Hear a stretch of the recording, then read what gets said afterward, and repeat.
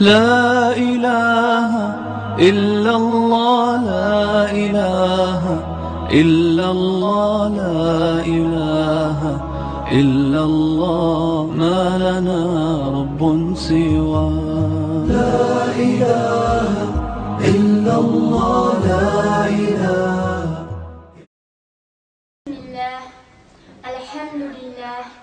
الحمد لله رب العالمين والعاقبة للمتقين والصلاة والسلام على رسوله محمد وعلى آله وصحبه أجمعين. أما بعد.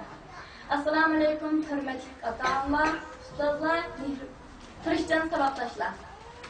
Men Allah Taala'nın merhamet qilishi bilan bugun islom dinimizdagi eng muhim, eng sezgir, eng xatarlik islom dinimizning asas bo'lgan tavhid haqida so'zlayman inshaalloh.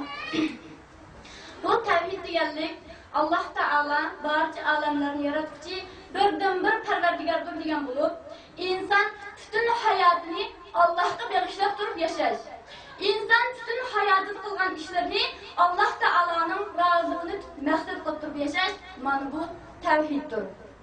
Tavhid deganlik Allah subhanahu va taolaning dargohidagi eng maqbul bo'lgan, eng muhim amallarning biri bo'lib, inson mu'minlarga nisbatan va ilm toliblariga nisbatan ilmlarning eng afzali, eng kattasidir. Endi bu tavhid deganlik Allah subhanahu va taala osmonlarni, zaminlarni, barliq insonlarni, maxluqot va mavjudotlarni yaratuvchi birdan-bir Parvardigordir deb qo'shib kifoya qilmaydi qarindoshlar. Hattoki bu so'zlarni Makka mushriklar degan. Rasululloh sallallohu alayhi vasallamning zamonida shu Makka mushriklari hattoki shu payg'ambarni ko'rib turib, payg'ambarning Allohning payg'ambarligiga ishonib turib, hattoki shularning Alloh osmonni yaratgan, Allah zamin yaratgan degan. Lekin ular bo'lsa, yana Alloh taolo osmon va zaminni yaratib turib, Alloh subhanahu va taologa Allohning g'ayri bilan cho'qilib, shirklik, mushriklik bo'lib qolgan. Endi bu haqda Alloh subhanahu va taoloning muqaddas Qur'on karimida bunday degan. Bismillahirrohmanirrohim. Wa la in sa'altahum man khalaqa as-samawati wal arda la yaquluna Allah. Eğer sen ulardan osmon va zaminni kim xalq etdi deb so'rasang, chunki ular Alloh deydi degan. Mana hattoki shu Makka mushriklar Alloh deydi. Bizni ham bu maktablarda, madrasalarda, vatanimizda, dunyoning har qaysi bulunguchqoqlarida bo'lsa, faqat bir Alloh da'vosi bilan, ya'ni shu la ilaha illalloh Muhammadur rasululloh degan tavhid kalimasining da'vosi bilan yurdik. Lekin biz shu tavhid uchun nima qildik? Hattoki biz shu tavhid uchun zaten nimalarni Allah rızalıq uchun xolis qildik. Alloh taolaga haqiqiy sevgi bilan, Alloh taolaga haqiqiy xolis birarishlik taqdimmi? Mana o'zimizdan va hammamiz o'zimizdan hisob et aqaylik qarindoshlar. Endi bu tavhidning intayin güzel ve to'g'ri bir yo'l ekanligini dalil qilib, Rasul Akram sallallohu alayhi va sallamning sahobalarining güzel bir qismini so'zlab o'tib ketmoqchiman. Rasul Akram sallallohu alayhi va sallamning sahobalarining ichida bu fakar, chiroyi ancha güzel bo'lmagan, meli ve oilasi bo'lmagan Julaybib deb bir sahoba bor edi. Bu Julaybib roziyallohu anhu bir kuni qo'sqa och, chiroylari sarg'aygan, kiyimlari yitib, tam bir yerda o'tiradi. Rasul Akram sallallohu alayhi va sallam uning yanına kelib, "Ey Julaybib, sen to'y qilmamsa?" dedi. Julaybib roziyallohu anhu Rasulullohning so'ziga asosan Mullah dedi. "Ey Allah'ın peygamberi, Allah seni kechirsin. Mening ya melim bo'lmasa, ya oilam bo'lmasa, ya chiroyim bo'lmasa, men kimni qiz bersin?" dedi. Rasululloh sallallohu alayhi va sallam 2-3 kundan keyin bu so'zni yana takror qildi va o'xshashli javob berishdi. 3-qatam Rasul Akram sallallohu alayhi va sallam, "Ey Julaybib, sen to'y qilmamsan. Sen falan ansarning uyiga borgin.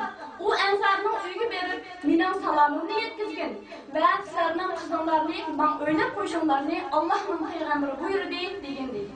Va Julaybib roziyallohu anhu u ansarning uyiga bordi, ishni chekdi. U qarshilab uyga kirgandan keyin, "Ey ansar, sizlarga Allohning payg'ambari salom yo'llaydi. Sizlarning qizinglarni men o'ylab qo'yishinglarni buyurdi" dedi.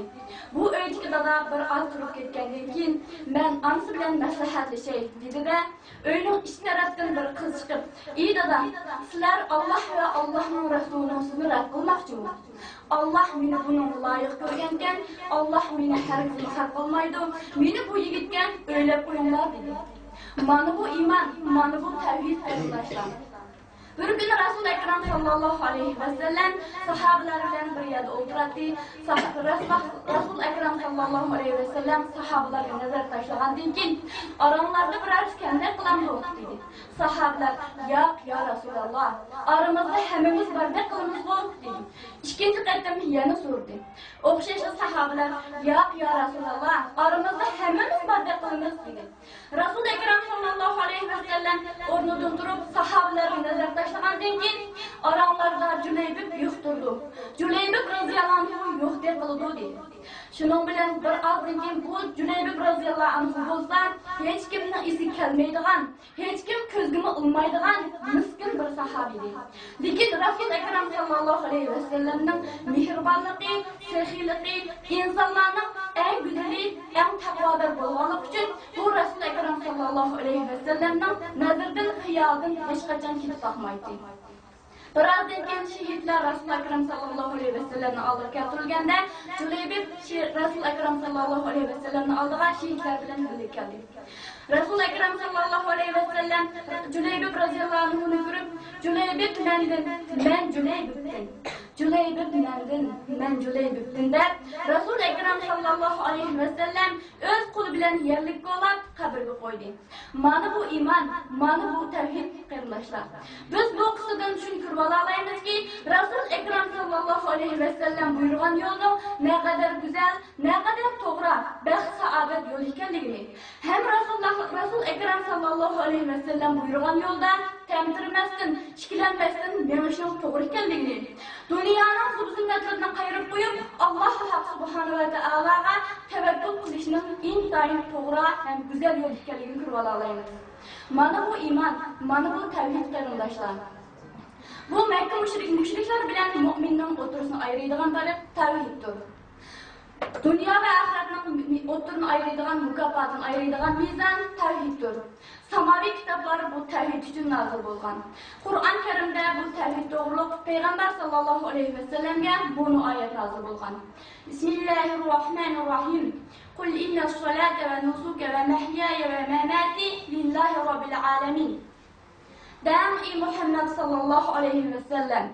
Şunu den ki, dünyada kılgan namzım ve kılgan kurbanlıkım, dünya hayatımda kılgan yaxşı amel ibadetlerim, alemlerinin Rabbi bolgan Allah üçündür degan. Muhammed sallallahu aleyhi ve sellem mana bunu ayetini deb, dünya hayatında hali ümmet, ayni ümmetde, ümmetlerinin gamini yap, tevhid kelimesini cari kıldırup dünyadan ötken. Mana biz ustazımız Habibullah Küsani'nin dersikide tevhid-ül uluhiye, tevhid-ül rububiye, tevhid-ül esma-i ve sübhatdan bölüngen 3 kısımlık tevhid dersini bilip öttük.